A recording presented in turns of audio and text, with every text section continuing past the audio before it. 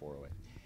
For ACUsports.com, I'm Grant Boone, talking some women's hoops here. The season is almost upon us as the Wildcats get ready for the 2014-2015 campaign. We've got head coach Julie Goodenough, and we've got sophomore Sydney Shelstead. Sydney, let me start with you, low post player.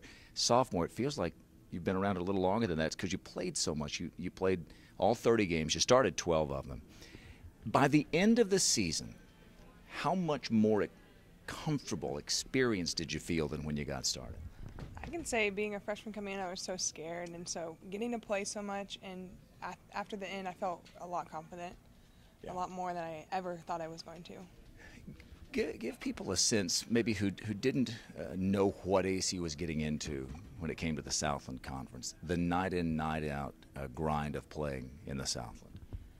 Well, night in, night out, it was kind of, I don't know. I enjoyed it. I liked going day to day. Not the other team, like, oh, they're nobody. We're gonna beat them, and we come in and we battle, and we get really close where we beat them, and they're like all upset. And it's fun to exceed expectations.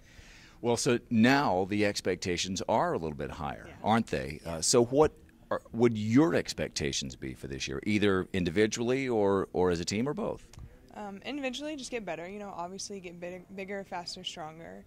For the team, just finish the games that are, you know, a couple points, you know, that, you know, we fall short a couple points, but just to finish those games and to win. Just show everybody in the Southland Conference that we are meant to be here. You've got some new faces. I mean, a lot of you and a lot of the great sophomores, plus Whitney is back, the junior, but you've got some new faces in here. Give me your impressions of what you've seen from some of them. Yeah, well, Madison works really hard, and so does Alyssa, and they're going to be good. And then we have, the JUCO is Paris and Ellen. Yeah, they're really good, and they're going to contribute. And then Alana and Sierra, they'll do well. I just hope Alana gets healthy, and so I think we're going to look good, and they're going to be strong. And all right, so before Southland Conference play, you've got some cool non-conference games. Which one of those are you looking forward to the most? Probably Tech, because we beat them last year. They're gonna be gunning for us. Yeah, literally guns up. Yes. But you go to Kansas State too. That'll be a good test, won't it? Kansas State will be fun. Interesting to go there and another experience. Yeah, sure. All right, well, let's talk to your coach here. Hey, Coach, we talked a lot about what your freshman class meant. In fact, it was the second best scoring freshman class in the nation, and Sydney was a big part of that. And I thought she brought a special toughness to your team on the inside that maybe not every, low mid-major team has. Well, if you could see the inside of Sydney, what she's made of, you would understand why she plays so tough, why she plays so hard all the time. She is probably borderline perfectionist. She carries a 3.8, 3.9 in the classroom, very motivated, self-motivated to excel in all areas of her life. And I think that's what's exhibited the way she plays out on the court. Sydney was also a thrower for the ACU track team in the spring, and she has really transformed, I think, through that experience of lifting with Jared Cook and, working out with those track people. I mean, just in the weight room, you should see the transformation of her. Her teammates are like, oh my gosh, look how much weight Sydney is lifting. So it's a noticeable difference to you. Yes, no doubt. And in practice, she's kind of borderline hurts people in practice because she's so powerful, so strong. And I think we're going to see the benefit of that on the court this year. And, there are areas of her game that obviously she's working on trying to improve every day, but she's quicker, stronger, and just more powerful, more explosive. You really do have the luxury that not all coaches have. You've got, at every single position, 1 through 5 on the court, a legit scoring threat, and she's one of them. So there's only one ball down court each time, though, so that's a challenge for you. Give me a sense of what the rotation is looking like for you as you get ready for next Saturday night. Well, anyone familiar with our team will recognize pretty quickly that Renata Marquez is gone. And we've kind of put Susie in a similar role that Renata was in. She's playing perimeter. She's playing post for us. So her role is a little bit different. And what that will do, it's going to allow maybe new post players to step in and get some playing time early on, moving Susie out on the perimeter. If we need Susie to be in the post position, it's going to open up some playing time on the perimeter for some of our new players. But I think just the stability of our returners is what we're going to rely on. initially at the beginning of our season with Whitney, Alexis, Susie, Lizzie, and Sydney on the floor. I think they're going to get things started for us. Right now, it's kind of a coin toss on the first couple of rotations coming in. We've got kids really battling for playing time every day in practice. Paris Webb and Alyssa Eccles are doing a great job in point guard, the point guard position for us right now. That's like the quarterback. There's just so much for them to learn. I think they're a little bit overwhelmed right now. We have the luxury of Whitney and Alexis having tons of point guard experience where they can maybe get us started off there, and then Paris and Alyssa can come in and help. Sierra Allen from Highland and Madison Parker from Canyon. They're going to be great. Subs coming in off the bench in the post area. And then Ellen Avery is a little bit of a wild card for us. She can play a 2 or a 3.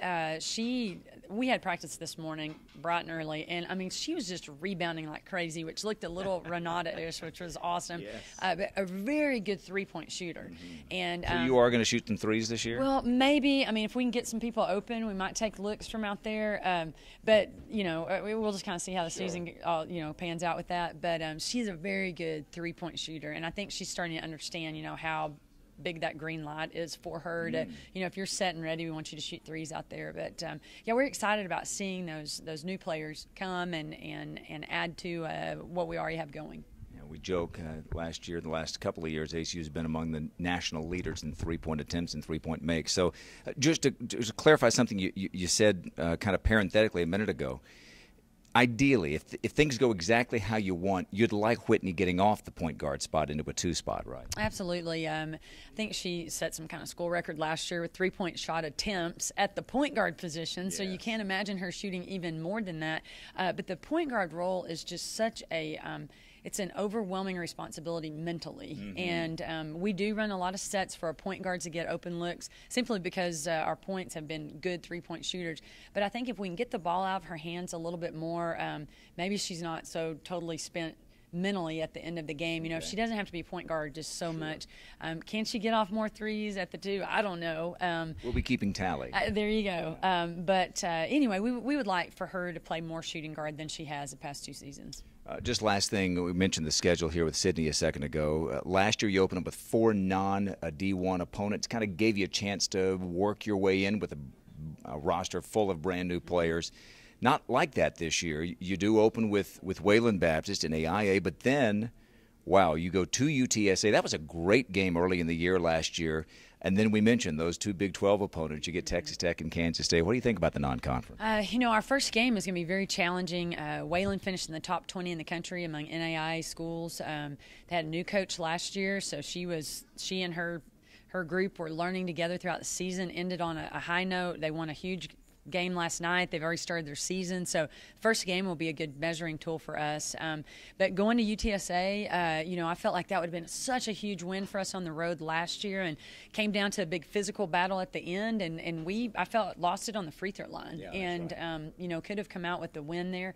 But good game for us to grow up a little bit in. And Eastern Washington's going to be an awesome opponent at home. I mean, they're kind of mysterious to anybody in Texas, really, so that'll be a fun challenge for us. You were asking Sydney what game she's most excited about. I'm super excited about our tournament over Thanksgiving. We're playing George Mason and UMKC, which are going to be really different styles of play and just different teams that we would not normally run into on a regular basis. So I'm excited about just seeing people from different parts of the country. Should be fun. Well, yes. For the UTSA, now that she's bulked up, you've got that to go against the Roadrunners. Maybe she'll get to play the part of the Roadrunner, and they'll be the Wile E. Coyotes for that game. So we'll see. But it gets started next Saturday night, a home game. In fact, late afternoon, 5 o'clock tip against Wayland Baptist, and then on the road to UTSA. Go to acusports.com, go to the women's basketball tab, and check out the full schedule. For Sydney Shelstead and for Coach Julie Goodenough, I'm Grant Boone for acusports.com.